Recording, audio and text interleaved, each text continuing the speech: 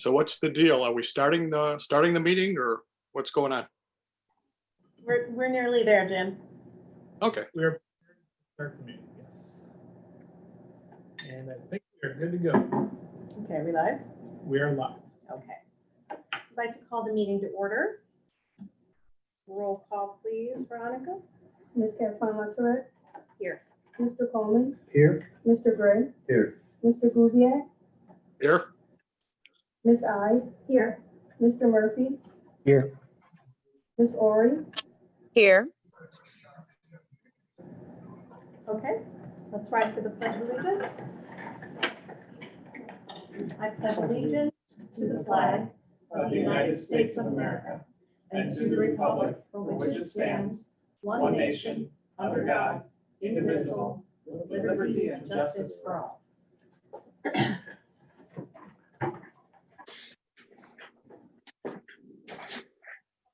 Public comments that were submitted to us. Go ahead, Denise. Okay, so our first one is from the Millburn Federation of Teachers Union. They had a statement for us. And this was submitted by Mrs. Miguel.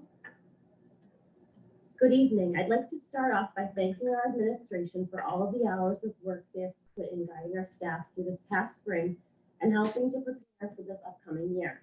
This unprecedented time has stretched many of us beyond where we thought we could be stretched. Please know that your teachers want to come back to teach in person.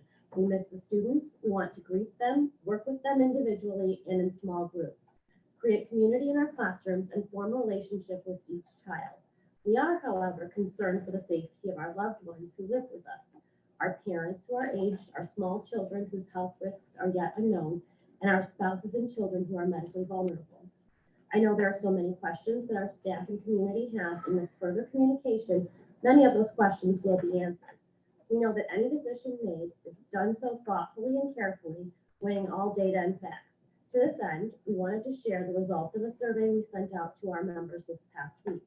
When asked, which would be your preferred teaching method this fall, 48% responded they would choose remote learning, and 52% responded in-person learning. The follow-up question was, are you at risk, or do you have a person at home who is at risk for COVID-19? Resulting in 45.5% answering yes, and 54.5% answered no. Our intention in sharing this information is to help clarify the concerns and preferences of our teachers. Honestly, I think the right answer. I appreciate the difficult decision you have to make and imagine you want all the data possible to make that decision for our community. Please know that Millburn teachers continue to be committed to give 100% to educate the children of our district. Respectfully, Carol Miguel. Thank you, Carol and IMT, for that feedback. And we have one more, I think, public comment. Yes, we have one more public comment. This came from Frank Fitzgerald. Dear Board of Education members, my name is Frank Fitzgerald and my daughter Amelia is in 3rd grade at Millburn Elementary. Last week, my wife Carrie and I switched Amelia to the remote start option for the 2020-2021 school year. I am wondering about the district's plan to continue to offer the in-person option 5 days a week with the rising positivity rate and spread of the coronavirus throughout Lake County. Many of the surrounding districts are changing their plans and indicating that for the safety of the staff and the students and families, they have decided to start the year entirely remotely. So far, Warren High School, District 121, Woodland Elementary, District 50, Waukegan, District 60, Libertyville, 128, my alma mater, class of 87, and Vernon Hills High Schools, and Fremont District 79 and Mundelein have put forward plans to start fully remote. What data are we basing offering the 5 day a week in-person instruction upon? Does the infection rate of Lake County drive our decisions, and if it is based more upon the village of Lindenhurst and our district boundaries positivity rates, or those of the overall county? Has there been adequate testing of our school community to accurately determine this? Is there a threshold that would change us to all remote, and if so, what is that? Lakes High School 117 and the Lakeville 41 are as of now starting with a much lower student capacity as well. What are our in-person enrollment numbers looking like at this present time? I realize that the situation is fluid, and as I am an art teacher in Gurney District 56, as well as a Millburn parent, Lastly, I would like to thank Dr. Lind, Ms. Rudding, and all the Millburn staff and the Board of Education for all of their efforts on behalf of our students and families to start the year safely, and our absolute gratitude for all that they did to deliver a world-class remote education to Amelia this past spring. Sincerely, Frank Fitzgerald. Thank you, Frank. We'll probably have Jason follow up with you on your very specific questions. Just a reminder to people who are tuning in for the first time, our public comments, we take them in and we take them very seriously. We tend to reply on a person-to-person basis via email. So please keep communicating with us. We really appreciate when you take the time to do so. Thank you. On to, there's no addition of non-action items that I'm aware of. On to action items. The final reading and approval of board policies. I'd like to make a motion to approve the final reading and approval of board policies. Do you want to list them off? Or I don't, as presented. as presented? As a second. Okay. Do we have discussion about any of these? Okay. No, just at 420 and 430 will be removed to the future. Move to a future. Yes. Yes. So just so everyone's aware. Jim, did you have something? No, I did not. Oh, I thought you were raising your hand. Oh, I was trying to unmute. Okay. Oh, no, I'm sorry. No, you picked up my arm and I was, that's okay. I'll speak up. Okay, sounds good. Good, then if we have no more discussion on this, shall we vote? Ms. Casbon-Latour, Yes. Mr. Coleman, Yes? Mr. Gray. Yes. Mr. Gouziak, Yes. Ms. I. Yes. Mr. Murphy, Yes. Ms. Ori, Yes. Okay. On to the district leadership team proposal. I'd like to make a motion to approve the district leadership team proposal in the amount of $26,350. Second. Okay, Jason, did you want to recap this really quick? Yes, I'll quickly recap this. We had a little bit lengthier discussion and a presentation by Mr. Jorgensen and Mr. Walshire at the last meeting, but just as a reminder, this was a leadership team. We're paying, the cost is teacher stipends. We're asking them to meet twice a month with us after school to be team leaders.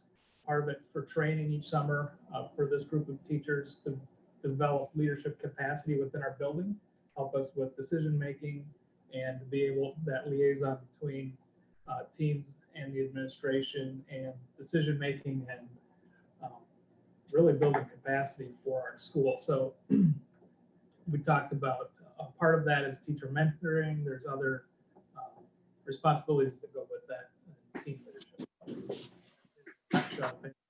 Question to try and answer. Any questions or comments, everyone? We did discuss this last week, but not last week, yeah, last meeting. But it's never too late. Okay. No further questions. Shall we vote? Mrs. Ori, Yes. Ms. Casbon-Latour, Yes. Mr. Coleman, Yes? Mr. Gray, Yes. Mr. Gouziak, Yes. Ms. I. Yes. Mr. Murphy, Yes. Okay, the motion Thank you. passes. Yes. Excuse me, can we move the agenda up a little, please? I apologize. That's what I was looking for behind me. So it'd be easier if I could see it this way. Agreed. Okay, on to item C. I'd like to make a motion for the approval of construction change order number 5 for additional seal coat and striping at MES in the amount of $2,075. I need a second. Second. All right. Do we need a recap of this, or does anybody have any questions? No. We talked about it in detail last time, so, okay. Roll call, please. Mr. Murphy, Yes. Ms. Ori, Yes. Ms. Casabon Tourette, Yes. Mr. Coleman, Yes. Mr. Gray, Yes. Mr. Guziak, Yes. Ms. I, Yes. Okay, on to item D. I'd like to make a motion to approve the 2020-2021 salary rate sheet. Okay, should we review this? Do we need to review this? How does everyone feel? We discussed it last time. And it wasn't closed in your board packet. So but if you have questions, please. Would a quick overview for the people that are attending from the public, would that be in order?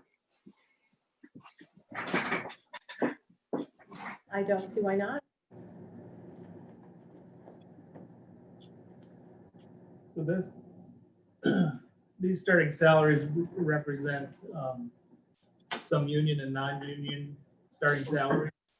So we just agreed to a contract with the PSRP group at the last board meeting. So this is mostly non-union, but reflects some of those matching increases for starting salaries. Okay. Yeah, the section that says based on negotiated salaries are the things that are Union. per the union contract, and then everything else That would is. make a lot of sense. So those are the minimum starting salaries for those particular groups and reflect again what we agreed to in the contract at the last meeting. Secretaries are non-union, nurses, non-union, bus drivers, non-union. So those are different, but we're reflecting, trying to keep pace with other groups within the district and also other groups outside the district, because we compete for people to work for us. So we want to stay competitive. Okay. Any questions from anyone? And just so everyone knows, we discussed this in detail last time. So roll call, please, Veronica. Ms. I, Yes. Mr. Murphy, Yes. Ms. Ori, Yes. Ms. Casabon Tourette, Yes. Mr. Coleman, Yes. Mr. Gray, Yes. Mr. Guziak, Yes. The item passes on to item E. I'd like to make a motion for the approval of adjustment to staffing in the approximate total amount of $45,000. Would you like me to? Yeah. Yeah. I can explain it a little Okay. bit. So Yeah. So why don't we have a second and then we'll Okay. discuss what it is. Okay. All right. okay, so briefly, because of the many different planning opportunities we have this summer for whatever environment we're going to be entering into when students return this fall on the date of August 24th, then we need to be ready for them. So our the first two teachers are Suzanne and Corinne. They're working this summer. They're librarians and also tech integration specialists. So they're working with teachers and integrating technology in the classroom and learning and teaching with technology. So their roles are vital all the time, but especially now. And they already work 20 days extra in the school year to keep up with all the library books. And there's just a lot to do to manage stuff in the library. And now I'd like to add 15 days to that because they have been working to develop different training modules for parents and for teachers. So they're helping us plan how to come back remotely. So we want to get parents need information about how to use apps too, if we're going to be in remote learning at some point this year, and our teachers need to know how to use the technology that we have to the best of our ability to make that a great experience for kids. So we need them. And it's They're doing a understandable. great that we job. would have- They're exceptional. Yeah, it's understandable that we would have more staffing needs considering the many different variations that we've had to play with in order to enter the remote learning plan and the in-person learning plan. The two together. All of it. Yes. Does anybody have any questions, concerns, comments? Yeah, thank you. Yeah. I appreciate her. I think they already worked it and we're just hoping they get paid, right? So- Yes, yeah, they have been working, but yes, I would like to pay them. Carrie Gedville, assistant principal. No, is on- no questions on this topic, but if we could get back to the agenda and get that displayed, that would be helpful. Sorry, Jen. Sorry, Yeah. Jim. Thanks for keeping me honest here. You're lost. Easier said than done. Oh, All no. right, then, if we don't have any more questions, let's do a roll call, please, Veronica. Mr. Bouvier, Yes. Yes. Mr. Murphy, Yes. Ms. Ori, Yes. Ms. Castillo-Turret, Yes. Mr. Coleman, Yes. Mr. Gray, Yes. Okay, the item passes on to item F. I'd like to make a motion for the approval of HVAC repairs at MMS, possibly in excess of $10,000 and possibly covered by insurance. So do we have an amount not to exceed? No. We have, I can tell you that the items that we know have been damaged, those items plus the installation is $7,700. Once my guess is that once they start, there's gonna be more, but we don't know what else. We did make a claim to the insurance company, our deductible is $5,000. So the first $5,000 is gonna be on us. Anything excess of that would be paid for by the insurance. Okay. But there was either a brownout or a power surge that night. We also had the internet that was down at this building that same morning. So it was July 10th is when this occurred. So sometime either the evening of the 9th or early morning on the 10th is when the problem occurred. But I think there's 13 coil connectors or something that all got destroyed at the same time. So that's not something that typically would happen all at the same time. So the power issue is a very real issue. Well, it's not like. Yeah. We can. But they know for sure those are damaged, but once they replace those, then they're not sure if they're gonna find more. And since we wanna have air conditioning by the time school starts, then. Yeah, HVAC is. I think this is mainly the rooftop units again. Really? This is like at least the third time we've had issues with them since I've been here. Unfortunate. Well, I mean, it's just part of when you've got equipment, it breaks down, but these seem to be a little bit more than normal. Does anybody have questions about this for Dr. Johns? Well, it might be more of a general question, but how is our funding looking? What's our balance sheet look like? It seems like we've been spending a fair amount of money, and I'm kind of wondering which buckets these are coming out of and how empty those buckets are getting.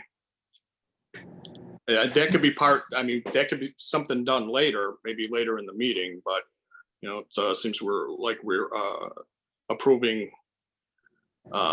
one item after another for what's going to end up being a fair amount of a fair amount of total spending. Well, as far as the repairs for the HVAC units, we have those kind of things that occur throughout the year. We just don't have nearly as many all at one time.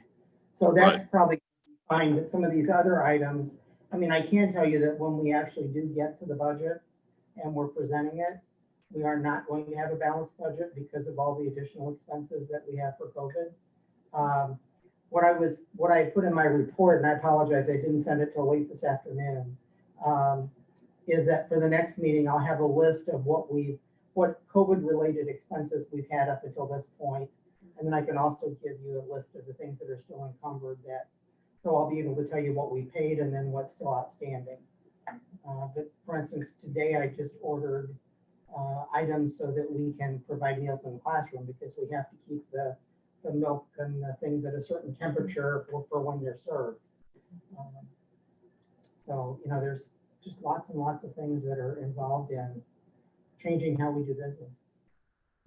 But I will get you informed as far as where we're at and where we're going. And I'm actually getting ready to start working on the budget. So at the next meeting, I'll at least have some preliminary information. And then the following meeting is when we'll present it to put it on public display. Okay, very good. Thank you. Great. Okay. I have a question too. Do we know what caused this? Was it weather related or power surge or just bad luck? The HVAC company believes it was either a brownout or a power surge. And because we had a similar issue at the elementary building with the internet going down, typically the internet goes down when we have a power surge or a brownout. So there was something, if I remember correctly, that evening of the 9th or early morning on the 10th, we had a thunderstorm. And I think that's, I'm kind of, unless I'm still awake when it happens, I sleep through those. So, that's what I was told, that we had a storm that night. And so that we believe is what caused the power issue. Okay. But at this point, the insurance company's not questioning it. So, they would cover whatever's in excess of $5,000 deductible. Okay. Any further questions? Okay. Pardon me? Did we not get a second? No. Thought I did. You No, did. you didn't. You didn't. That's why I was You waiting, meant because to. I thought maybe you were gonna do I that. just read your mind. Somebody jumped into a question, I think. Okay, Second. all right. Thank you, Veronica. Keeping us honest. Roll call, please. Mr. Gray, Yes. Mr. Buziak, Yes. Ms. I, Yes. Mr. Murphy, Yes.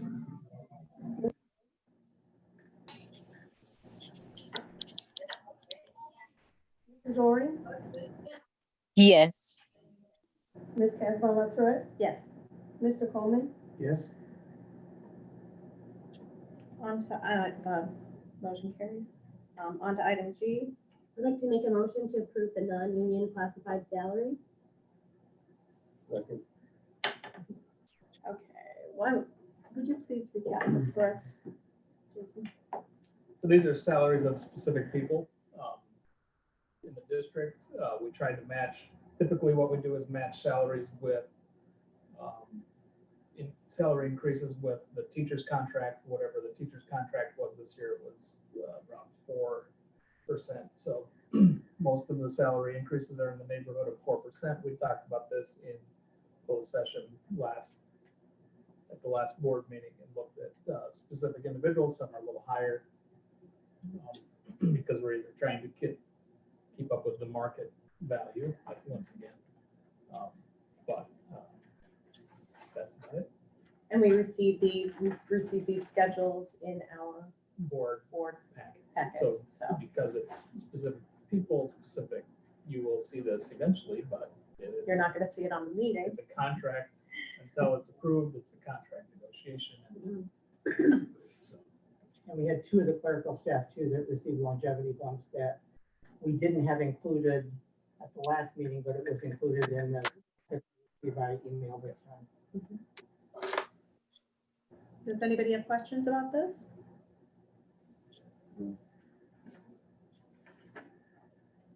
Okay, roll call please, Veronica. Mr. Coleman, Yes. Mr. Gray, Yes. Mr. Buziak, Yes. Ms. I, Yes. Mr. Murphy, Yes. Mrs. Ori, Yes. Mrs. Cavanagh Trent, Yes. I'd like to move that we approve the consent agenda, which includes the approval of minutes as listed, the treasurer's report and approval, bill approval and payment authorization, the activity account, the personnel report, and that's it. Second, Jason, can you scroll up? Is there anything anyone wants to remove for questions from this? Okay. Does anybody? All right, then let's vote, please. Ms. Cavanagh Trent, Yes. sorry. Okay. Mr. Coleman, Yes. Mr. Gray, Yes. Mr. Buziak, Yes. Ms. I, Yes. Mr. Murphy, Yes. Mr. Dory, Yes. Okay. On to information discussion items and the return to learn update. Jason? Okay, so Mr. Fitzgerald actually in his public comments was a good setup to the return to learn discussion tonight. The conditions in our county are changing, not much. The conditions a month ago are very similar to where they're at now, but there's a concern that as far as the spread of COVID-19, there are increasing numbers in some metrics that cause us to be concerned. So addressing that aspect of it, are we looking at data? What are those numbers? We have asked the Lake County Department of Public Health and the Illinois Department of Public Health and the State Board of Education to give us those numbers. Under what conditions should we close school? Give us something, hard numbers. And they're a little bit squishy about their answer, and I understand they don't want to be committed to one metric or one number, and it's a little more complicated than that. But there's two that the Lake County Department of Public Health is looking at. One of those numbers is the number of new cases, average number of new cases per day. Some websites pointed at put it out as a per day average over the last 7 days. The Lake County Health Department or the Illinois Department of Public Health has it posted as the total for the week. So we're right now at 63 new cases over that span per 100,000 residents in Lake County. Okay. If that makes any sense. Mhm. So that's one of the numbers we're looking at. The target for them is to be under 50. So if we're under 50, that's a very low risk in that category. There's 7 or 8 metrics that they're looking at. That one is the one that's coming up a little bit. That's the rolling 7. That's the rolling 7 average. They don't post it. They only post it. They don't post it every day. No. They take a rolling average or a 7-day average, Yeah. but they post it weekly. Right. So it's hard to keep up. On other sites, if you're looking at a per day average, it's anything over 10. And we're at 10.3 or 11, something per day. So we're just over that line where it's starting to get a little bit scary on that one metric. But there's 8, right, total? There's other metrics that they're looking at for safety. But that's a big one. Now that's cases, so per 100,000. The more testing, the more cases you're gonna have per 100,000. So that's part of that equation. The other metric they're looking at is the percentage of positive per test. So the percent positive per tested individual is at 3.4, 3.5%. And if it gets over 8, then there's a cause for concern. That gets into hey, we've got a problem and it's growing and there's likely going to be a rapid spread. So we're very low on that metric. We're right on the edge of the other metric. And on all the rest of the 5 or 6 metrics, we're in the target range for where we should be safely. So we're pretty close. It's slowly ticking up. So is this slowly ticking up and then we're going to come back down situation because people in Lake County it's hot and they've been outside with their friends and family gatherings, or is it going to be a rapid increase in a little bit because now there's more cases? So those are to answer the question, those are 2 numbers that I am personally looking close at, not because I'm any expert, it's because that's what the Lake County Department of Public Health is looking at. So that would be an indication that would cause us to close. So that, taking that into account, that's all of Lake County, right? And that's all Lake County. So then if you look at, so then I can drill down to the zip codes, 60046. 60046 is Lindenhurst Lake Villa. That has not changed in the last week. From last week to this week, there's no difference. It's 150 to 119 cases. And I can't figure out how to go back and see when that, we could have been at that for the last 3 weeks. I don't know, but that seems to be holding fairly steady.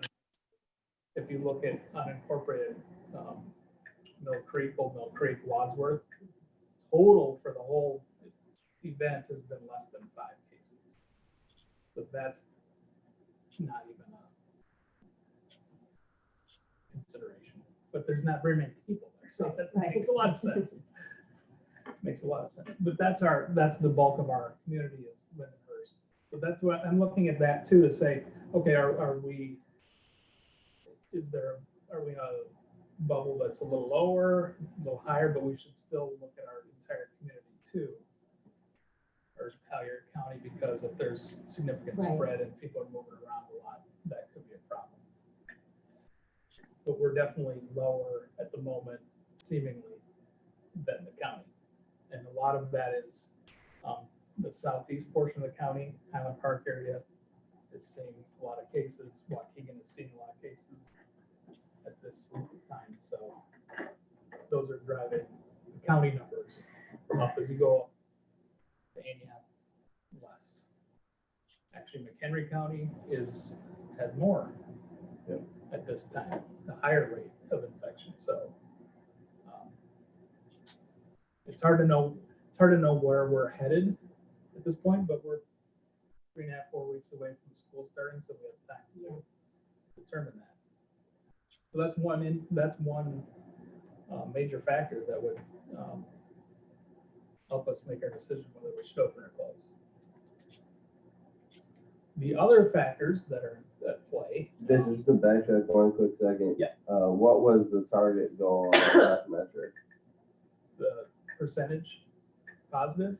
No, you said when we narrow it down to our zip code, we look at, just Lindenhurst and Lakeville, that numbers remain pretty consistent throughout what I've been monitoring as well, about 100 roughly over.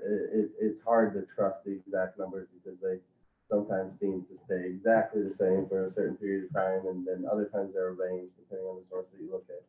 We're looking at that numbers, that's still just a smaller piece of that 3.8%, and you were just narrowing it down. Yeah, I don't have any. There's no target for our different town. Yeah, So we wouldn't have an answer for the question in that particular area. I do not with any specificity. I'm just going by what I can see numbers wise.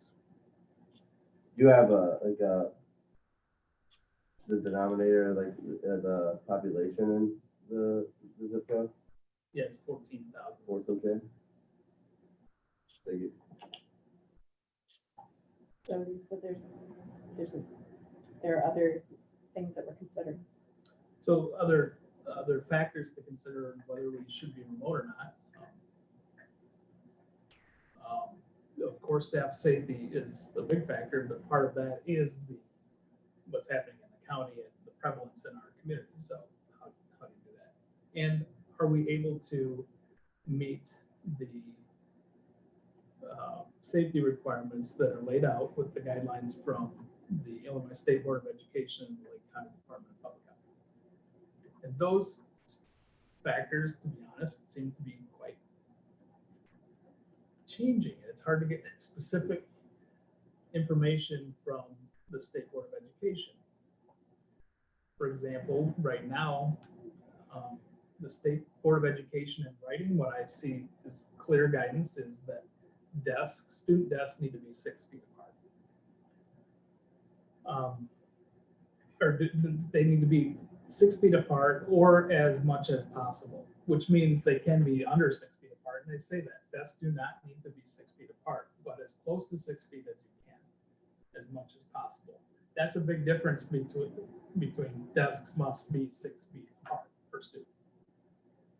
Now, can we get our desks, student desks, 6 feet apart? Yes. With the numbers that we're seeing now, and we're looking at that and calculating that with the number of in-person students, I set up a 4th grade classroom today, a 3rd grade classroom was set up, and a 2nd grade classroom was set up, and we can get 16 in 4th grade, you can get 19. We've looked at kindergarten today. We can get at least 12, and I think that's enough for us to have all the kids that have signed up come in. And we're under that number, keep them 6 feet separated, so that's good. Was you saying on Friday that there was some change in the language? That was it. The- So the language that I read from ISB is up to 6 feet as best you can. So we've been, depending on how our numbers fell, we were saying, well, you might need some classrooms to be at 4.5 feet, 5 feet apart to get 20 kids into a class, let's say. Just the way the classroom's shaped, with older sections of our building, if you want to actually open the cupboard doors, you might want to space things differently. So that was what we're looking at. And then on Friday, we were told this was a different interpretation, that no, it has to be. It must, under no circumstances must be, cannot be anything but 6 feet. And that's a huge change That's a huge change. to just for- lob out there on a Friday. Yeah, Friday afternoon, no less. So that was a big change, but we're through that, we're over that. I think we're okay with our numbers, with what we can do, so. So it sounds like you're seeing a trend in more people electing remote learning? Other school districts? No, within district. Um, Not as an official policy, as given the option with registration, are you seeing a trend of more families electing remote learning? I don't know. It's right about where I thought it might be, between 20 and 30%, we're under 30%. Okay. So I thought it would be at least 20%. Based on our original, early June thought exchange and information we collected on that, and just based on the comments. Is there a percentage of families that still are yet to register? 2% maybe? Okay. There's just a handful of kids at the elementary that have not made up that choice. So we know who's pretty much who's coming back, it's kids wise. And I know in the email and the public comment, there's some schools, for instance, just out of curiosity, Jason, do you know what all of the districts we feed into are deciding to do right now? Still, I do, but they haven't announced publicly. so you're not at liberty. And some of them are still deciding, so. Okay. Warren decided. Yeah, Warren decided publicly. Yeah. So Warren High School, Grays Lake High Schools. Antioch is still in the process of deciding. They're looking at all data and all, just like we're doing. Can we make this work? Can we staff it? Are enough staff members willing to come in and teach? That's another factor. Can we make it safe enough for the kids? So all of those are factors. High schools are particularly tricky because of the contact tracing element. Kids at high school, because they're moving classes and aren't self-contained, they impact more kids, even though there's a third of the kids in the building. One student could, even if there's 10 kids in a class, which would be about a third or less, and they go to 7 classes, they're going to impact 70 kids or so, versus we're looking at if a child goes into one classroom here, it's going to be 10 to 14 kids, 15 maybe, if that makes sense. So we can lock down the kids a little tighter than high schools can. Including the before and after care and bus. And bus. So then you add the bus, which hopefully those numbers will be, we're not that far yet. Trying to unravel everything, but we hope to get there soon. And then if we can keep cohorts of kids flowing like that, that would be wonderful too, but that gets to be tricky.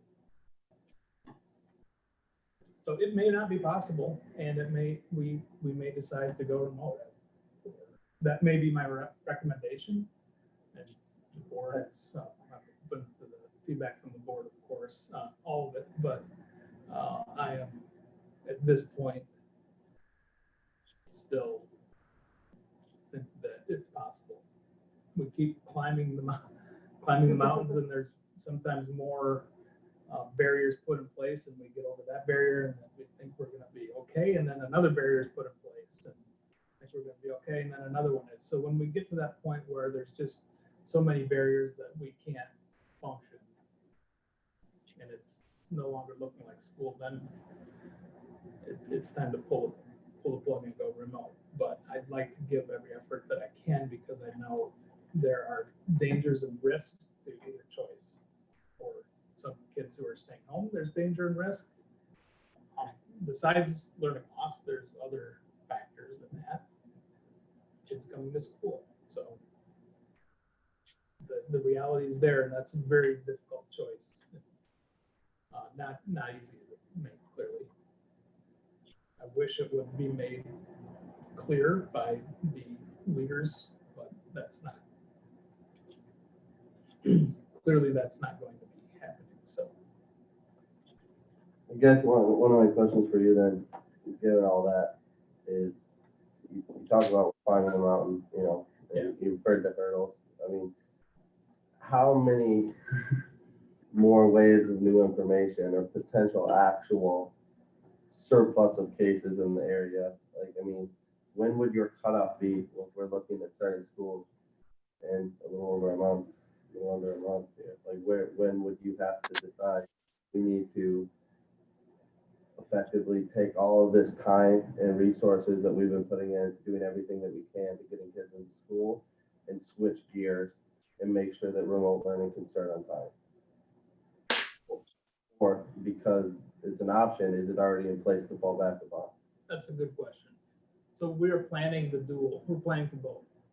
We have to be ready to go for remote, and we've been saying that since the beginning of June. Right. It's hard not to focus on the in-person stuff because it's kind of dominated our thought process, but we keep going back to yes, but we are going to be remote. So let's get our remote plan in place too.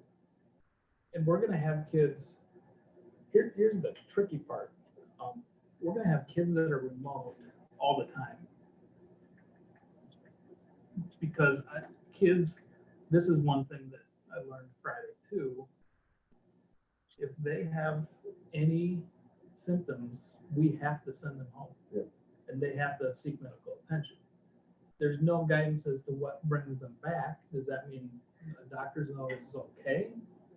If they have symptoms that might be just something else, just a plain old That stomach. will happen.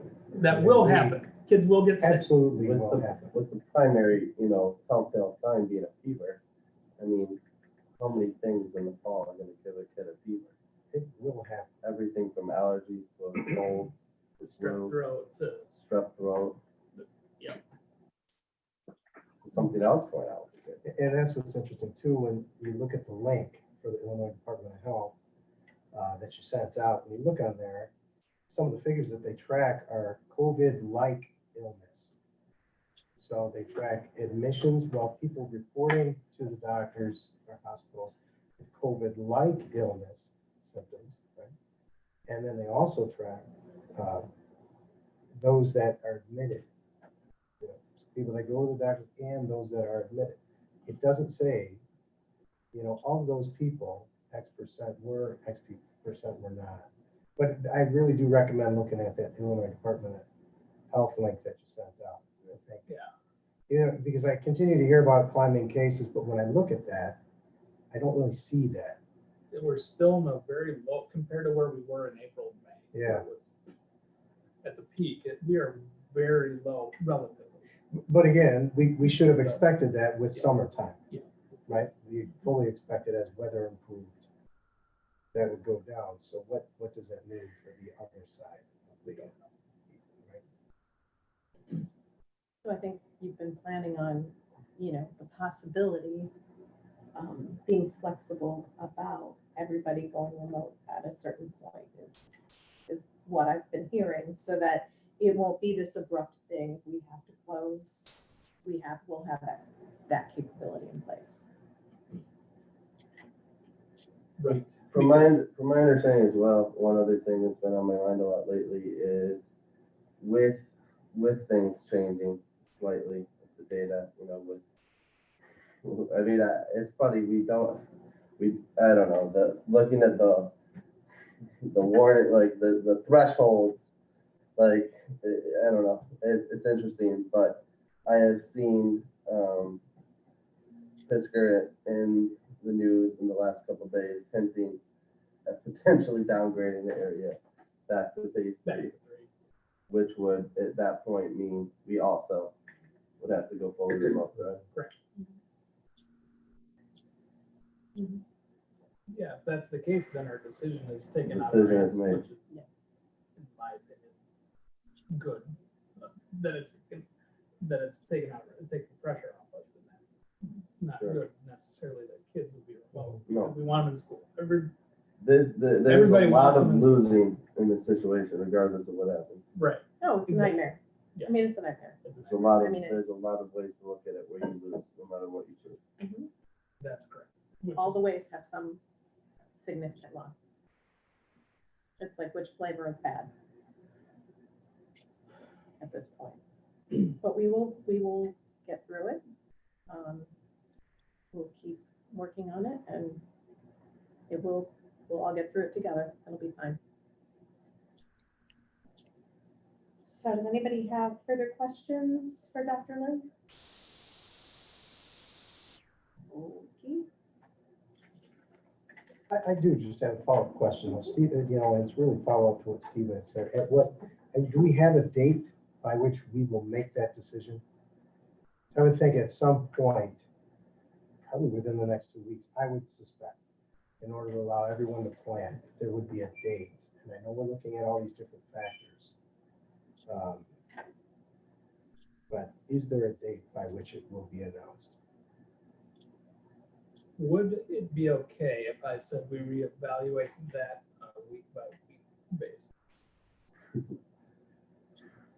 It's okay with me simply because that's the way the whole school year is gonna be. That's the way the entire world is Right? operating. right Yeah, now. I mean, we're all week to week. I mean, I think, Because really, I think, let's say nothing changes on the numbers that we can see, and that we can solve all the 1,000 questions that we have, and get through all that, and we get to a week before school starts, and all of a sudden, that curve ticks up, and then it goes.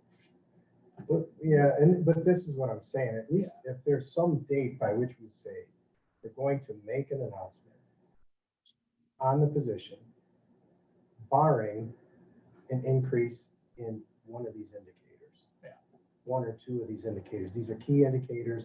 Obviously, if the governor rolls back a phase, the decision's made, right? Right. But at least to be able to say, okay, we're going to plan on telling you by this date Because if we see an uptick right now, I suspect, we only have 4 weeks.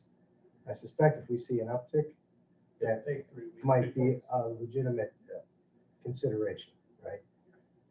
But I would think it's, it would facilitate, although, this is uncertain as to what's going to happen in the future, but it might help facilitate people's planning, right? So they could then say, hey, here's where we're at. We should know by this date, but if this happens, or these indicators are trending this way, then the kids will or will not be at school. I think we have said that, right? So we unrolled the plan last time. And now we're saying this is still the plan unless we see an uptick in these indicators or the government is that rolls us because back to It basic. sounded like we didn't really have a date yet that we're watching, but we didn't have a date that we would announce what's Well, I going to think happen. it's because that we know what the plan is right now, and it's gonna be that plan unless Unless- something changes. What- And it could be- something. There's an uptick, there's a And huge what? increase in the In 7-year-old. deaths, in positivity rate, in Go over 8% positivity rate, and you go over I think we got 25. a comment from Jim. There's somebody. Yeah, if I might, I think we might have to look at our crystal ball a little bit, because we have a fair number of families out there that are going to have to make arrangements and aren't going to be able to wait for the 1 or 2 criteria to see if it's going to go our way or not. So I think that a date, and I think that what Sean might be recommending here, possibly Stephen, is that the parents are probably going to need a date so that they can make arrangements if they have to work from home or get other coverage should remote learning be the decision. And the more we wait, if we're going to do weekly updates, we're going to run out of weeks real fast. Well, I think this is an important conversation, because I think what we've been saying is everyone's got a plan, got to have a backup plan for the fall. Because it doesn't matter if we start in person, it's possible that if we get 2 cases in the building, And everybody that will knows close that. anyway. Yeah, so Everybody knows that. parents should Almost know starting that. I'm not so sure that everyone knows that. And if it hasn't been communicated by the board or the district, and maybe it has, maybe I missed it, but they should probably be made very clear that given the circumstances right now, make sure you have a backup plan for remote learning. Okay. Yeah, I mean, I think everybody knows that based on experience Mhm, last year and just the way this is going. mhm. But I think it'd be good to know a date by which an announcement will be made. When that announcement comes out, said we're now looking at these indicators, I don't think it should just be from Jason, you just drumming up a number, or us just drumming up a number. I think it should be based on Illinois Department of Health, right? They have set thresholds within the figures that they're posting. Something, just to give people some assurance that as of this start of school, this is what our plan is. And I think you can go I would think it'd have to be within 2 weeks. Yeah, I would say August 7th. That's what Or you're next saying. Or that. 7th, or, yeah, I mean, I would think, and it's gonna be hit or miss, the touch and go the whole year. And I do think, when I said, I think everybody knows, that's what I was referring to. Mhm. But at least to have some certainty that as of this date, we'll get some announcement. When that announcement is made, say this plan is predicated on no increase in this or this. The new cases per 100,000, we're at 63, and then positivity rate, we're at 3.4%. They say, the target is under 8%. This is tough, because to me, 8% is pretty doggone high. So, but I do think we have to rely on the Illinois Department of Health. Have they made any statements yet? I mean, we're hearing statements out of the CDC, but I think that's a little far from home. has the Illinois Department of Health made any statements on school recommendations, should go, should not go? These Based are on key those indicators. No. Mm-mm. That's That's what we've leadership been for you, waiting for. right? And that's what That's the should problem. happen. Which would make it crystal clear for us. Yes, absolutely. Our state's not Agreed. alone in that. There's Otherwise, other it states puts where us in the position of being scientists, epidemiologists. That's right. I would love to have some clear recommendations That's right. from That's leadership. either of those. It's not happening. Something, anyway. Yeah, Yeah. because I'm not an epidemiologist. Yeah, I mean, how I would This is love, your function, Department of Public Health. yeah, Make the call. Along They will. with the governor, they refuse right? And they refuse. at this point, And, so it, which makes it difficult. Pathetic. and pass the ball really to us to make a judgment call based on what we're seeing in our given area. Right. I'm not, like, And, Like I and- said. well, and continued communication with the Lake County Public Health Department. yeah, we, I mean, we're in communication all the time. It's just, Are they responsive? they are increasing their number of contact tracers, so they've gotten a grant. So they're trying to Are they get their legs up, responsive? they're trying to get their legs under them. They're pretty busy. They're pretty busy. they're great though. They're great. They're It's just just, trying. 63 cases per 100,000 in Lake County. I wish that there would be some, that there isn't even a recommendation nationally, is there? I mean, that if you shouldn't have school if you go above these numbers, if you go above these thresholds. In the community, if they could Yeah. say, they could, even if they could get it to the county, but even better would be your zip codes. Yeah. Say, take the zip codes in your school, and we Well, would, we know that 60046, that would be a pretty good indication. Mhm. I don't think it would vary that much. Are you guys 60046? Oh, okay, so 60046 covers everybody but Wadsworth. And that's a very small And they're usually kids, lower, and they're so. less than 5 cases of 8.3 or that zip code, so. If we could get down to that granular level, I think you would be able to say, if you're, whatever the number is, if it's 8% or 5%, if you're comfortable with, and if it's less than, if you're seeing 2 weeks straight of less than 20 or less than 50 cases, new cases, whatever it is, just say that's our safe zone. I mean, the only problem with taking like such a centered look at it is we're not in a bubble, and Right. the parents of our children work in Highland Park, they work in North Chicago, they work in Waukegan, they work in Chicago, they work in Milwaukee, they travel every day. That's a good point. Interesting looking at the figures, the Illinois Department of Public Health says that the target percentage for positivity rate is less than or equal to 8%. But I'm looking at Illinois, I'm not seeing anybody at 8%. So that's where Especially it not makes it, since the increase in time. it's what makes it difficult.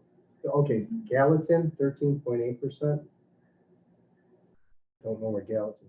No, that's all. It's Gallatin, Jason. So I'm seeing one county at 8%. Well, Illinois is doing pretty well. Handoff, 8.1.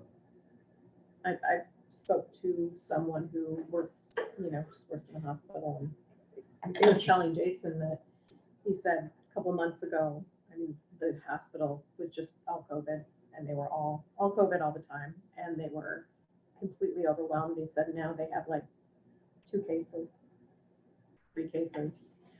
So it's been very nice. So we've gotten it under control, I think. Based on that statement, that Illinois is doing pretty well, Mhm. and we have serious discussion from the governor's office that we're going to roll back in phases, and within the city of Chicago, the mayor then we're making increasing restrictions. How is that believable? I mean, I'm looking at the numbers, and if the target is 8%, Illinois is doing well, very well, it appears.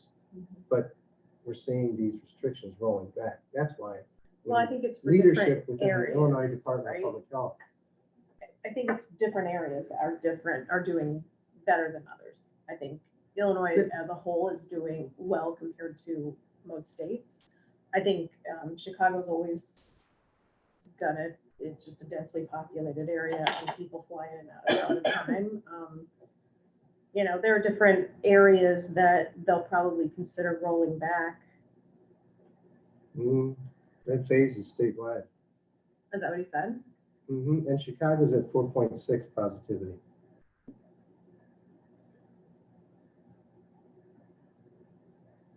Yeah, I don't know.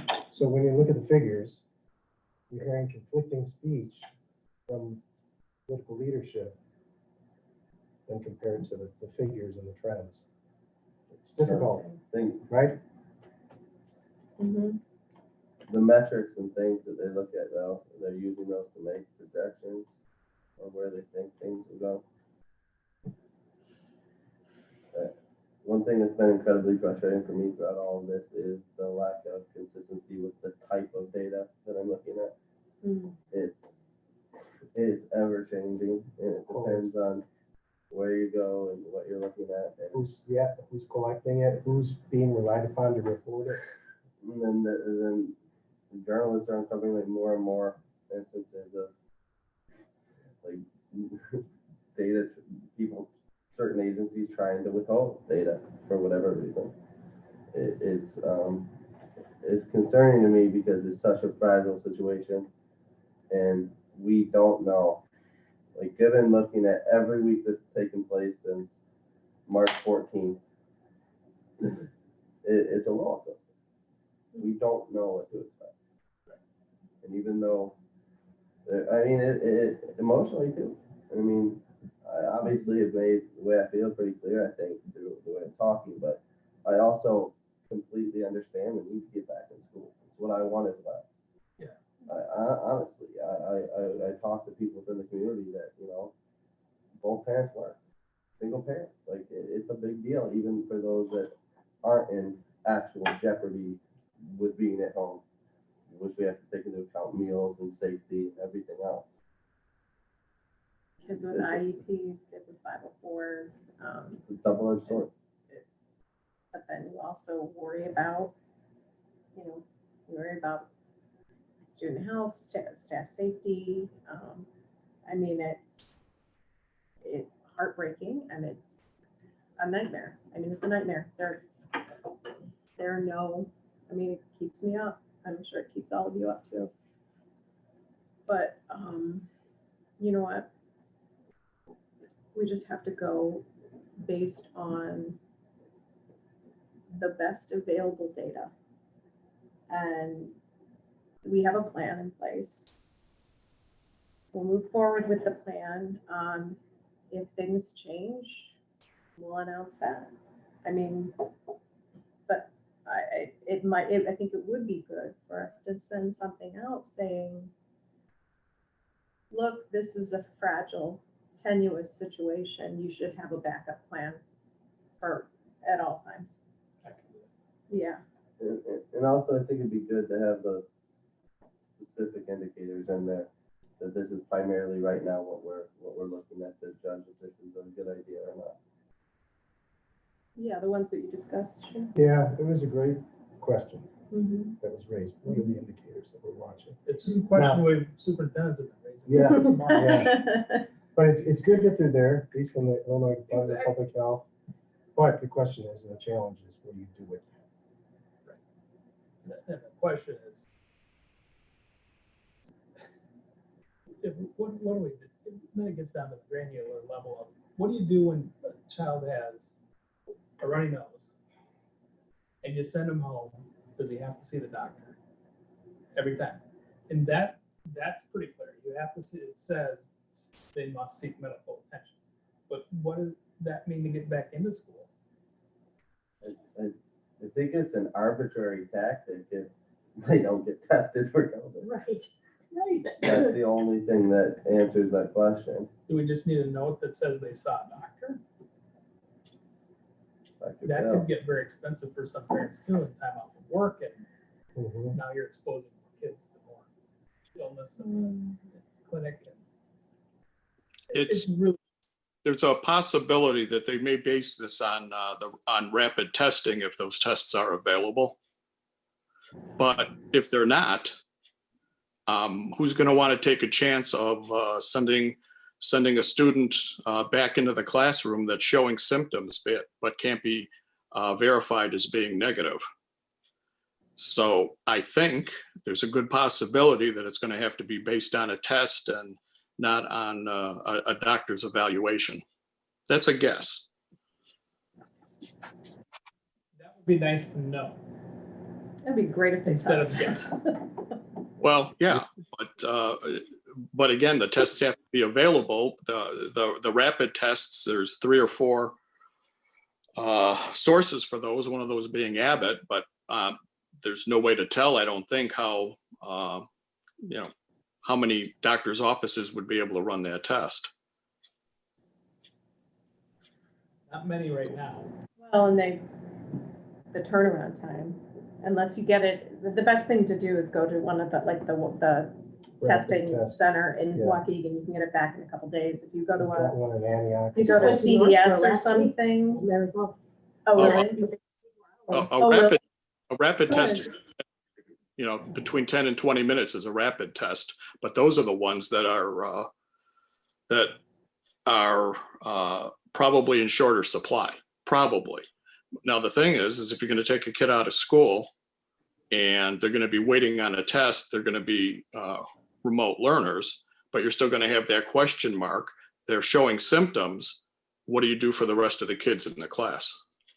Is it an issue, or do we wait for the test to come back? It's kind of rolling the dice a little bit. And I'm not saying good, bad, or otherwise. I'm just bringing up scenarios that, could likely occur. And what about, like, in my situation, I've got people at 3 and maybe 4 different districts. What if one of them has an exposure and they're told to go home and quarantine? Now I have to hold my other child home from school because one of them's quarantined. Right, but at that point, you already know that they have it, that they have the virus. I think. I'm saying if they were in a group at school and somebody else in the group had the virus, and so this group is now quarantined because they've all been exposed. Now, do I have to keep my other son home who's in a completely different school, but because we live in the same place? If I might, these might be 2 separate questions, and I'm not sure, but it sounds to me like we're speaking of in Millburn, in the classroom, if a student is sent home because of symptoms, any kind of symptom, like we said before, allergies or a cold or maybe the flu, no one knows at that point what that student's status is, and that affects the status of the rest of the students in that classroom until some kind of a test is performed. At least I think that should probably what we would be looking at. A doctor's note saying otherwise, may be okay, but then on the same token, it may not be. I think another consideration, however, is based on availability of tests. Someone who is sent to a doctor and doesn't exhibit all of the symptoms, or at least what the doctor has learned to be the symptoms of COVID-19, if they refuse to give that child a test because they don't want to use up the limited tests. Well, there are enough tests now. There are enough. Well, I will say when I went last week, because my allergies felt weird, but it wasn't responding to my medication. I went in and I said, I have a runny nose and a sore throat. And as I was in the waiting room, they said, okay, you're gonna get tested, you're gonna see the doctor, one false swoop. And then everyone that came in, They went through the list, and if they had one symptom, they said, you're gonna get tested, and you're gonna see the doctor. Right now, So it was- correct, based on current Because it was availability. one symptom is what you needed to be tested. Right, based on current availability. But if the numbers were to increase and cost of testing increases, limiting the supply, you may have that scenario where you can't get it. But then we'd be back in phase 3 anyway, and we wouldn't be here. Maybe, yeah, maybe. The only time, I mean, that's what happened to us when we had COVID. They just said, yeah, you're not sick enough for us to use a test on you. Stay home and get better.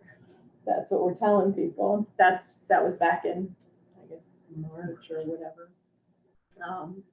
But since then they have supplies now. I mean, my doctor friends aren't talking about not having supplies now, so hopefully Okay. that will. So then it gets back to the type of testing. Rapid tests, you get the results in the doctor's office 30 minutes. If it's not a rapid test, then you're looking at the 2 to 3 days, which it should be, but some places it's taking a week to get the results back. So the decision may need to be determined on what test is available and whether a student can be cleared. And I think that's where our policy is going to have to come in, where we say you need a negative rapid test, or you're not in the classroom until your other test results come back 2-3 days down the road, whatever it is. But then you still have the question mark of not knowing if that student that was in the classroom was infectious or not with COVID. So that's where it's going to really start to get tricky. Well, I mean, we're having everybody certify every day that their kids are healthy. So, I mean, we've got to do that. That's part of the whole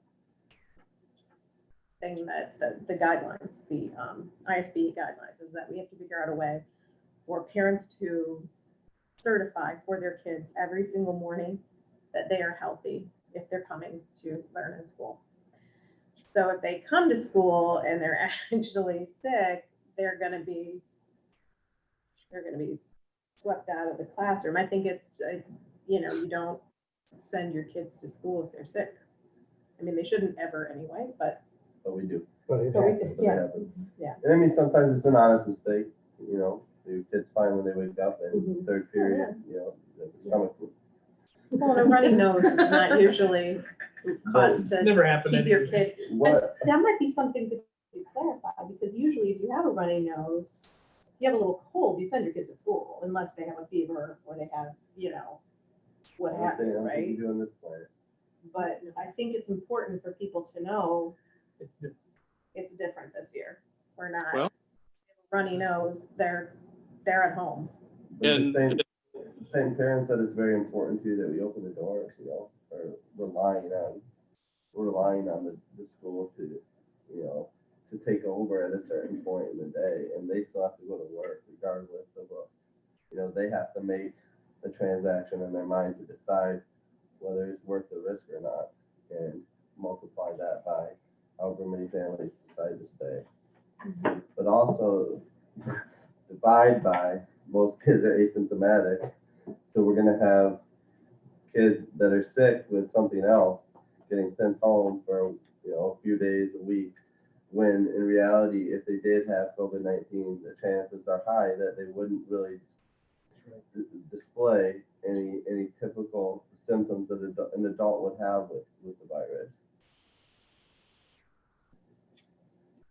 Correct. Yep.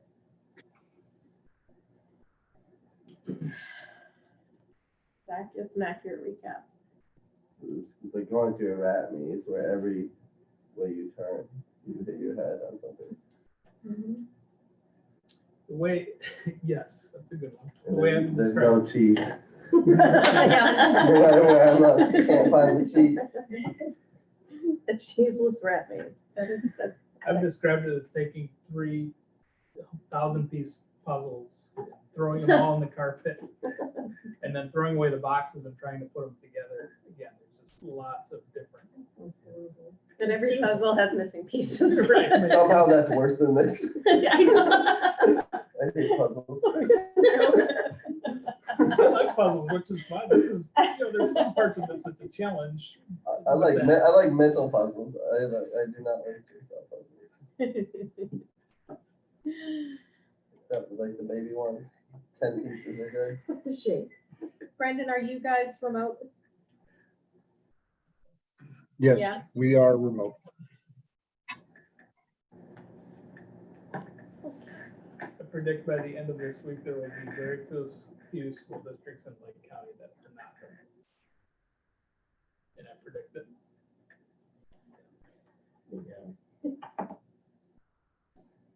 But as you said last time, the decision whether to send out all the kids home, there were very, very few schools that said that they were gonna do that by the end of a 1-hour meeting. Mhm. So, That was it, everybody's going home. and that was a good call. Yep. Yeah. We are working with the other school districts. And it's gonna be a challenge either way. But a lot of school districts are saying, we're gonna start remote and then we're gonna try and bring back smaller groups of kids as we can too. So we will continue. We're gonna continue to work on our current plan to see how far we get and see if things change and some of this, the data that we're seeing, is it gonna go the other way? And then we don't wanna be caught with, hey, we should open school. Or we Yeah. could have. Yeah. If there's a way we can, I believe that we should safely. As safe as possible. Again, there's not a no risk situation here. And it's important, I think, to point out that remote learning is, not, well, not the equivalent of being in a classroom. No, it's not the equivalent of it. No one's claiming. Yeah. And it's gonna be a lot different than last year. The way we ended it was an emergency remote learning plan. Now it's gonna be a scheduled day. So there's requirements. The state requirements are 2.5 hours of live instruction every day, 5 hours of learning scheduled every day. So we're trying to sort through all that and adjust our remote learning plan to meet those criteria as well. So that's another shift. Speaking of that rat maze. That happened Friday too, right? That was Friday. Yeah. Oh, all of a sudden, 2.5 hours a day of synchronous learning. So Warren announced their plan, and that's not what their plan is right now. So We'll be adjusting, but we Yeah. will continue to plug away in one day, one moment, one. I'm sorry, I missed what the 2.5 hours a day was. What is that referring to? Synchronous learning, in other words, live instruction. Gotcha. Okay. So that's actually an important thing for parents to know, is that the kids will get 2.5 hours of synchronous learning per day. So if they do the remote option, so that'll be quite different. That's a challenge. It'll be quite For different some- than the spring. So Yeah. we don't know sort of through all of that issues yet either. What does that mean? What's the specifics behind that? Yeah. That'll change again. Yeah. And again. I think it's good for everybody to just remember to be kind to everybody else. This is bringing out a lot of emotions, a lot of parents, a lot of our staff, a lot of staff from other schools, everybody.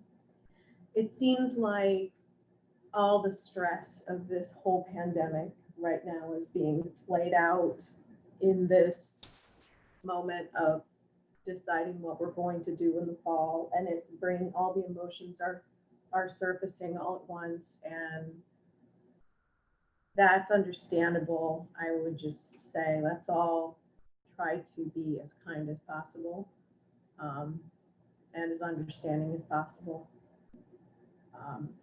and take everyone's feelings and concerns into account as we move forward. Okay, is there anything else? Yeah, unfortunately. That's okay. I'm curious, so when we listened to the public statement that was written by the Millburn Federation of Teachers, and this survey had it about 50-50 with what their comfort is. I'm guessing with the skew shifting with 30-70 of, right, it's closer to remote and in person. That was the different sample. No, I'm talking about the students. Oh, So we're looking at sending teachers back that aren't comfortable coming back, right? that wasn't all the teachers didn't respond. All the teachers Only not respond to the 60. survey. 62%. 62% of the teachers did. So Okay. So So that changes that. Possible. yeah. So that is definitely something to consider. How, what is the thought process though regarding deciding what's needed in the school and what can you, I mean, because obviously you have to account for every grade level, making sure every classroom has a teacher in it that is appropriately suited to teach that class. Correct. Right? How are you gonna go about deciding who's coming back and who's not? That's a fair question, and some of that will be talked about in closed session because it has to do with teacher contract. Good. So part of that, they will be deeper in closed session. It's like, But in general, I can say we asked teachers what if they were able, willing to come back, and what it would take, and so that's tough to do in a survey. You can never word that question good enough to get answers in a survey. So there's some individual conversations about what is it that will require you to, or that we can do to help make that possible for you to come back. Is it a health condition? Obviously, we're very concerned about some of our teachers who have health conditions who are at high risk. That's a big factor. So I'm assuming that we haven't got through this yet, but I'm assuming that teachers with health conditions would have the highest priority for any remote learning situation. that's it. If that makes sense. That would be the priority, and then You would create some sort of tiers. Yeah. Decision-making model. But we will not place, so what we did to get our class sizes down is shift people from positions into classroom teaching positions. But we're not putting people in places where they have not taught in the past. Maybe they haven't taught in that position for some years, but they have had that grade level or close to that grade level in the past. Because we don't want people teaching where they've not had any experience. It's going to be a challenging enough year for our staff. We don't want to. Right. We're trying to be, we're listening, we're trying to be as accommodating as we can. Those are some tough conversations, and some teachers, quite frankly, probably would rather not teach where they're teaching this year because they're moving from a position they enjoyed to now one that they left at some point in the past. And not that they don't enjoy teaching or don't enjoy kids, it's just not what they've been doing the last few years, and they're gonna have a big learning curve. So, but we have 4 days at the beginning of the school year to teach or to do staff development. We will have more team time for them to get together. They'll have to support their teams. We have a strong group. So again, we'll continue to work through that. And that's going to be this, whether it's remote or in person, we're still trying to keep those cohort sizes down to support, give as much support to the kids as we can. Thank you. Okay. So future agenda items include press policy updates, 420 and 430. Review of board self-governance goals and draft of revised goals. Oh, right. So those are the goals, those are the governance goals that we set for ourselves. We're gonna review ourselves. So, review of board agreements, construction change. Didn't we just do the construction change orders? There's more. Oh, there's We more. may have one more. Oh, good times. All right, review and revise the board agenda calendar, review superintendent evaluation goal. What is that? Tool, I think is what that was. I think that's done because we're doing that in closed session tonight. We can take that off. Board self-evaluation. Are we interested in doing a board self-evaluation right now? Or is that like, I think that should Wait, Yeah. future. so let's just take that off for right now. Fiscal year 2021 budget review and adoption, the staff diversity report. Does anybody have anything else they'd like to add for future agenda items right now?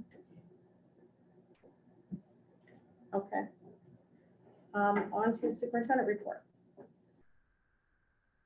Okay, the only thing I have to report is the calendar change, which didn't get on tonight's agenda, which I guess will be officially on the next agenda. But that's okay. We can still move forward with, starting on 24th will be the first day of school for children, Monday, August 20th. Is it my fourth? Am I doing that right? Second guessing myself. Yes, it is August 24th, Monday, August 24th. Teachers officially will report as a whole staff on the 18th, and we have 4 days of teacher in-service planned for that week, and we also have more training. Actually, our new teachers are reporting this week, Thursday, so the new staff members that are coming aboard are starting this Thursday and Friday already, so it's, they're gonna jump on all the things they have to learn just being new to our district. Heck of a way to start a new job. Yeah. We had, Welcome, strapped in. welcome. So that's it with the calendar, and I've already laid out some of the changes that were happening, and I'll put that out. Parents tomorrow is an official-ish announcement to say this is what we're doing. We flipped a couple of dates, and we may flip the calendar again. That's, you know, years past, we like to do that in January, and it never changed, and now it's like, we have to be a little more flexible. And I've never had a state holiday agreed upon in the middle of the summer before either. Mandated the voting day on November 3rd. So That might That's actually a make good it one. harder for parents to vote, just saying. Yes, All right, that's all I got. okay, thank you. And business office report, Steve. I'll just go through a couple of things. I did email my business report out late today, but at the next meeting, we'll be kind of looking at a review of the Canada budget, a draft, and then at the meeting on the 24th of August, putting it on public display. The public budget hearing on the 28th, and then after that, just the required postings. Property tax collection, we're just under 49%.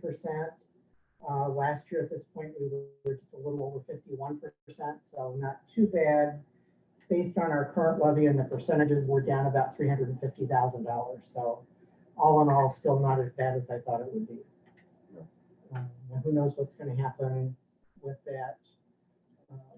The two payments, and there's one in September and another one in October, November. November, I think. So that's, you know, that's also concerning because that's people getting ready for the holidays and buying gifts and those kind of things that hopefully they don't spend the money before they pay their taxes.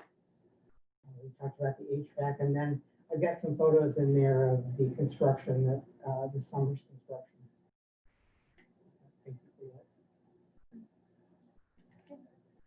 Any questions for Dr. Jones, anybody? So that's just like about 2% taxes that Yeah, ended up two not percent being. less. And even with that, the dates that we got distributions aren't exact. Yeah, I think one was the 17th and the other one was the 24th of July or something like that. So they're off a little bit, but it's as close as I can get it. Do you think we will ultimately get all of that money? Or, From where we're at now, I think so. okay, Or, you know, we could be down a percentage. We're typically over 99% collection, so, you know, we could drop down to 98. But the other thing that is constantly occurring too is that, like, we're getting money from 4 and 5 years ago, the little dribbles that we didn't miss before. okay. So, and that's included in those percentages, but eventually we'll get the money. Because if, you know, if they aren't paying their taxes, it'll go to tax sale and somebody will buy it and then we'll get our money. All right. And on to board reports. Board reports, anybody? I have 2 things. I spoke to our auditors, Adrian and Stella, and I told them I didn't have any concerns. And they made mention of how our district has improved every year since they were brought on. They only had a few things, and they complimented Carly and Steve. So they said that last year they had nothing for us to fix, and they don't anticipate having any issue this year. So that's applause. Applause to you, Carly. From the auditor. Yes, applause, yes. Compliments from the auditor, that's, yeah. Right before this meeting, I was in a Zoom meeting with Congresswoman Lauren Underwood, who was talking to us, wanting to talk to school board members. Did you get that IASB invite? I did, and I forgot about it. It's okay. So I went and I, you know, she wanted to know what our plans were, what our needs are, just to get an idea of, you know, what she should, yeah, I mean, but one thing she said is that she asked me if we were going through the county to purchase our PPE. We have looked at some of the purchasing through the county and the state, but some of our purchasing we've been able to do just as economically through the cooperatives that we belong to. So we do look at that, but at this point we haven't looked at, and I don't know about the county. I know I have state information as far as state contracts. Okay. I'll have to look and see if I have some county contracts as well. Yeah, they said the health department might be able to. They might. Yeah. So just passing that on. I will definitely check into it. So someone who's my friend who was on the call, and we were talking about N95 masks. I think he was one for the teachers, and she said that unless we have a fit test, they're not going to be effective. And she said, in fact, no one should have N95 masks. You don't need them unless you're a medical professional.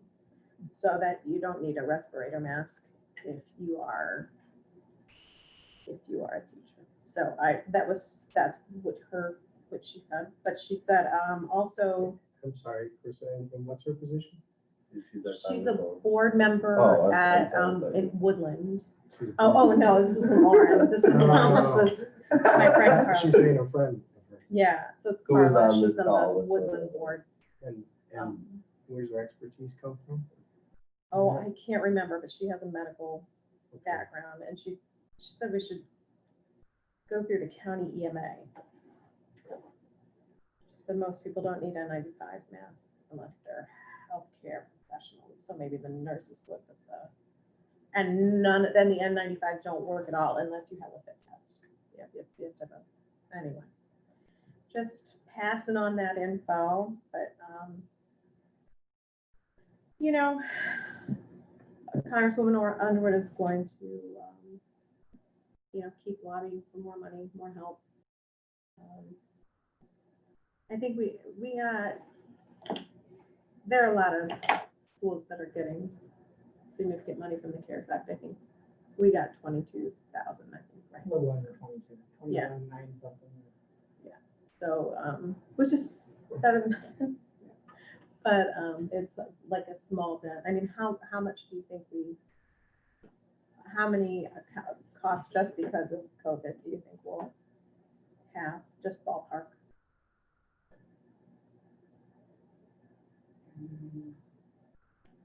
Well, so far, we're probably looking at between 50 and 100,000. I know.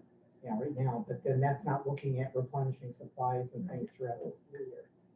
So part of it depends on if we're able to stay in school for the entire year, or if we have intermittent periods where we go remote. And those costs would also include teachers that we have to bring in Right. Yeah. for the planning, Yeah. for remote The learning. In addition. cost of Yeah, remote that's learning. why I said I'd bring that information to you next meeting. Yeah. There's a lot of Because there's a lot pieces of- I need to pull out, and then I actually have set up now, as far as the supplies, a separate coding so that I can quickly pull out all the COVID-related expenses. But the things that we ordered like March and April, Mhm. I didn't code that way, so I have to go back and pull out those numbers to add those in as well, so. Yeah. But it's, I mean, I think I spent 8,000 today on cafeteria equipment, so it goes quick. So I mean, we're probably in the hundreds of thousands now. And it will just rise as we move forward. So How far do you think that the $10,000 PBE order will be approved? It's, Extremely low to me. Here at the elementary building, it's installed, you can look through the window as you leave if you want. Yeah. And then the middle school is gonna be installed tomorrow. And that's a portion of it, the mobile screens for the nurse's office haven't been delivered yet. And then I know special ed purchased some, for some of the therapists and things, a similar kind of a device, a similar kind of a thing that will sit like on the table, like the psychologist or whoever to test or the pass through and see that. And those arrived last week too, and I think that was about $7,000 worth. yeah. But it was in a crate, so we couldn't get it in the door, we had to put it in the garage temporarily. Well, and there will be more. There There'll will be be like other things that we custodial can do. overtime. Probably Yeah, to the max. once we get started.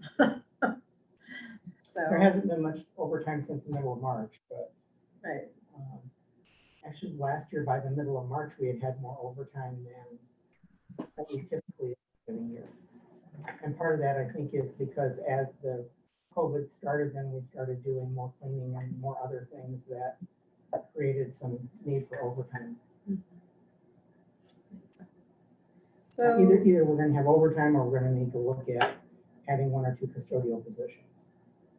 I don't know what we're gonna, which is gonna be the most economical solution. I don't know. Because with overtime, you don't have the additional benefits, but you do have the overtime cost. So I'll look at that as well and make a recommendation.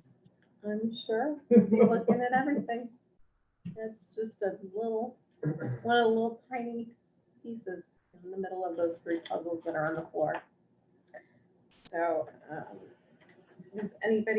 so there's no further business, so I'd like to move that we adjourn to closed session for the purpose of collective negotiating matters between the public body and its employees or their representatives, or deliberations concerning salary schedules for 1 or more classes of employees. Second? Roll call, please, Veronica. Mr.